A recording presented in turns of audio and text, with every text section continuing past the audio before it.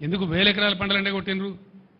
నాగార్జున సాగర్ కాలువ కొద్ది రోజుల ముందు ఇచ్చాడు, ఒక 20-25 రోజుల ముందు ఇచ్చింటే అనేక వేల ఎకరాల పంట ఒక్క తడి కోసం ఎదురు చూసే పంట బతికేది.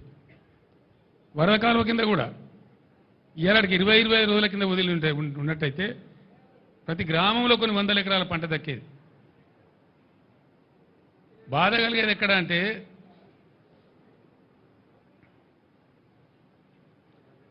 ఈ పరిస్థితి సమయానికి నీళ్లు వదలక, ఉన్న వనరులు వసతులు తెలివితో వాడుకోక, క్వాలిటీ కరెంట్ అందించక, రైతు బంధు సమయానికి ఇవ్వక, వెర్రి తిర్రి మాటలు మాట్లాడుకుంటూ ప్రజలను కన్ఫ్యూజ్ చేస్తూ చేసినారు. ఇంకా బాధల్ని రైతులకు. ముఖ్యమంత్రి ఏం చెప్పిండు? ఉరుకుండ్రి జల్దీ. ఇక అర్రస్పాట వాడినట్టే, మంచి సమయం మించిన దొరకదన్నట్టు.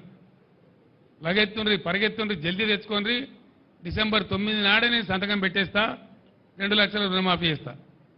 ఎక్కడ పోయింది డిసెంబర్ 9? ఎక్కడికి పోయింది? ఎన్ని రోజులైంది ఇప్పుడు? ఇది 4వ నెల. ఇలా బ్యాంకులు వచ్చి నోటీసులు ఇచ్చి రైతులకు కొంపలు పుచ్చుకుంటా ఉన్నాయి.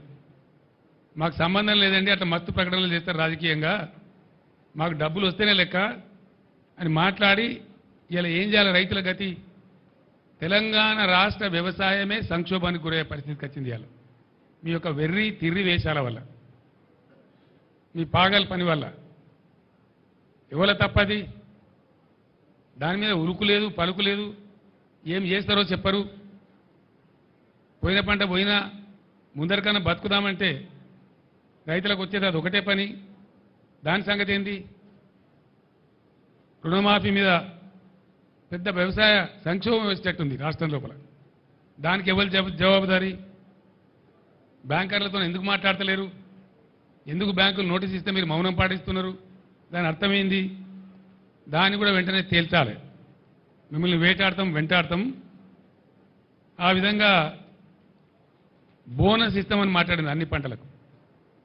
ఇలా నేను పేపర్లో చూసిన, జొన్న పంట సగమే కొంటామని. అన్ని పంటలు మొత్తం కొంటాం, అన్నిటికీ బోనస్ ఇస్తాం. ఇలా జొన్న పంట వచ్చింది, సగం మాత్రమే కొంటామని చెప్పి అంటున్నారు. నేను డిమాండ్ చేస్తా ఉన్నా, జొన్న పంటకు బోనస్ ఇచ్చి పూర్తి పంట కొనాలి ప్రభుత్వం. ఆ పంట చేతికి వచ్చింది, పోయిన పంట పోయింది కానీ మిగిలిన పంట అది వచ్చింది. అట్లనే వర్షాకాలం వడ్లు వస్తే దానికి బోనస్ ఇయ్యలే. క్వింటాల్కి 500 కట్టిస్తామని మాట్లాడింది, ఇయ్యలే, రూపాయి ఇయ్యలే. ఇప్పుడు కొనుగోలు కేంద్రాలు పెట్టినామని చెప్పిండ్రు, ఇస్తారా ఇవ్వరా? దాని మీద ఉరుకు లేదు, పలుకు లేదు. ఇవ్వకపోతే మాత్రం మిమ్మల్ని వెంటాడతాం. మీరే చెప్తున్నారు కదా ఇది రెఫరెండం అనుకుని మాకు ఓట్లేయిందని. మీకు చూపిస్తారు ప్రజలు, ఇప్పుడిగా మీ సంగతి చూపిస్తారు.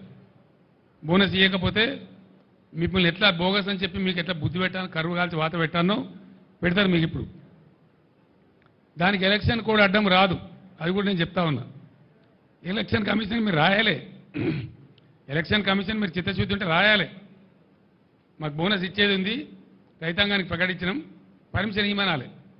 ఒకవేళ ఇయ్యరు, ఏ రైతు ఎంతనో లెక్క పెట్టు. ఎలక్షన్ కమిషన్ అడ్డం వస్తే 13 తారీఖు నాడు పోలింగ్ అయిపోతుంది, ఆ తర్వాత ఇవ్వండి.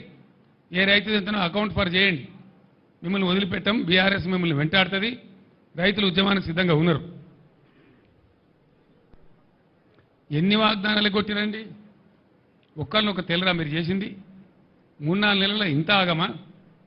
గొర్రెల యూనిట్లు 100ల కోట్ల రూపాయలు పాపం యాదవ్ సోదరులు కట్టినారు, ఆ యూనిట్లు ఇస్తారన్న ఆశతో. బంద్ కథం, ఇయ్యాలి బంద్, గొర్రెల యూనిట్లు బంద్. ఇస్తారా సస్తారా ఏం చేస్తారు? అది లేదు. దాని మీద యాదవ్ సోదరులు రెడీగా ఉన్నారు మిమ్మల్ని ఏ విధంగా శిక్షించాలో శిక్షించడానికి. అదేవిధంగా దళిత బంధు మేము 1,30,000 మందికి శాంక్షన్ చేసినాం. మేము 10 లక్షలు ఇచ్చేవాళ్ళం, మీరు వాగ్దానం చేసింది 12 లక్షలు ఇస్తామన్నారు. దాని మీద ఉలుకు లేదు, పలుకు లేదు. మేము రిలీజ్ చేసిన డబ్బు కూడా ఫ్రీజ్ చేసి పడేసిండ్రు. నేను దళిత సోదరులకు విజ్ఞప్తి చేస్తా ఉన్నా, ఇటువంటి మొండి సర్కారుకు, ముద్దు నిద్రపోయే సర్కారుకు బడతలు పెట్టుకొని వాయించడమే కరెక్టు. వీళ్ళని గ్రామాలలో ఇప్పుడు పార్లమెంట్ ఎలక్షన్లు వస్తే నిలదీయండి, గీత గీయండి. ఏది మా దళిత బంధు అని చెప్పి దళిత గొంతుకలు ఇవ్వాలని చెప్పి నేను మనవి చేస్తా ఉన్నా.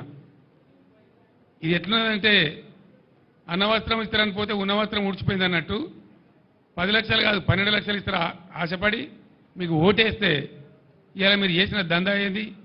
10 లక్షలు లేదు, పాత శాంక్షన్ లేదు, కొత్తది ఊసే లేదు, ఉలికే లేదు, పలికే లేదు.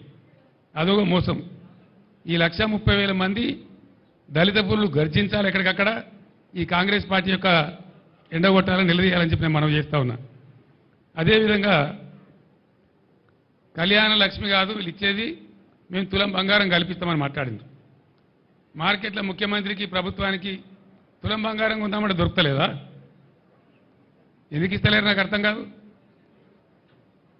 నిన్న 3వ తారీఖు, 4వ తారీఖు, 5వ తారీఖు విపరీతమైన పెళ్లిలైనవి. వాళ్ళందరూ ఆశపడ్డారు మాకు వస్తుందేమో తులం